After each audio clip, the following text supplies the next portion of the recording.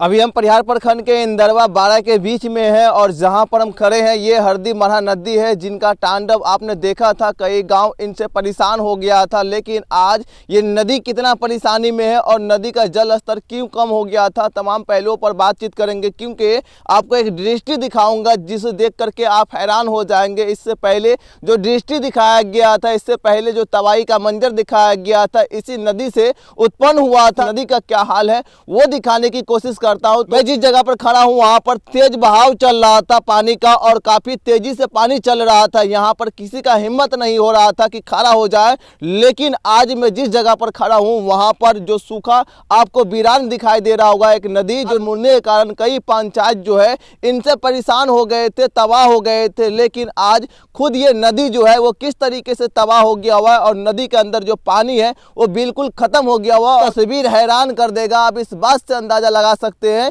कि जिस नदी का जल स्तर कभी भी कम नहीं हो रहा था, उस नदी का उनका अचानक जल स्तर खत्म हो गया, जल स्तर कम हो गया और नदी सूख गया था। और पूरी तरह से ये नदी सूख गया हुआ, क्योंकि जिस जगह पर मैं खड़ा हूं इसी जगह पर बांध बना गया था और कई पंचायतों को बचाने की कोशिश की गई थी, लेकिन उस पंचायत तो नहीं बच पाए, ना ये नदी बच पाया। क्योंकि इस नदी की बात किया जाए तो ये हरदी और मरहा नदी है, जिनका तांडव आपने देखा होगा और नदी में किस तरीके से जल स्तर कम हो गया वो भी दिखाने की कोशिश करूंगा। तो आप कहीं पर भी देख ले तो कहीं पर भी एक बूंद पानी भी नहीं दिख रहा होगा। तो इस बात से अंदाजा लगा सकते हैं कि राजस्थान के गांव का हाल है वो बिहार के गांव का भी हाल है। और बिहार के गांव में भी जिस तरीके से नदी का जल स्तर कम हो गया, जिस तरीके से नदी में पानी सूख गया, उसी तरीके से जो चापाकल है, जो गाँव के चापाकल है जिससे लोग पानी पीते हैं, घर का काम काज करते हैं, उनका जो चापाकल है, चापाकल से पानी भी शॉर्टेज हो गया हुआ, पानी भी अचानक गायब हो गया। क्योंकि जिस तरीके से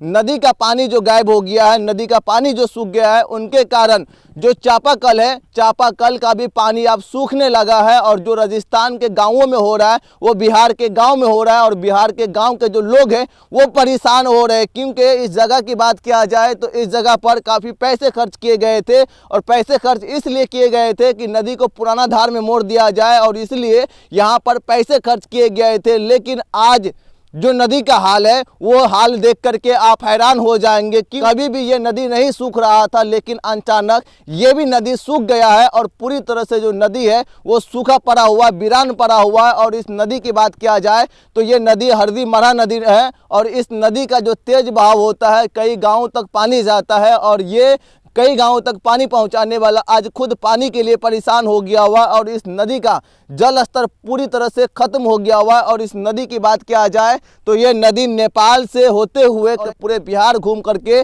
गंगा में जाके समा जाता है। उसे लेकर के शहर तक के लोग परेशान हो रहे हैं, क्योंकि हर जगह सबसे ज़्यादा संकट है तो वो पानी का संकट है। और आसपास के गाँव में भी सबसे बड़ा समस्या है तो पानी का समस्या है, क्योंकि जो पानी कभी भी इस जगह से खत्म नहीं हो रहा था, पानी का कभी भी जल स्तर कम नहीं हो रहा था, वहां से अचानक जल स्तर कम हो गया और गांव में जो पानी आ रहा था चापाकल में वो बिल्कुल आना बंद हो गया हुआ है। और कई जगहों पर 60% जो चापाकल है जिससे पानी निकाला जाता है वो बर्बाद हो गया, उससे पानी निकलना बंद हो गया और गांव के लोग भी परेशान हो गए हुए। क्योंकि इस जगह को मैं इसलिए दिखा रहा हूं कि इस जगह को पहले जो दिखाया था उनका अलग मंजर था, लेकिन अभी जो दिखा रहा हूं ये एक एक बूंद पानी को तरस रहे हैं और एक एक बूंद पानी के लिए लोग भी परेशान हैं और इस नदी भी परेशान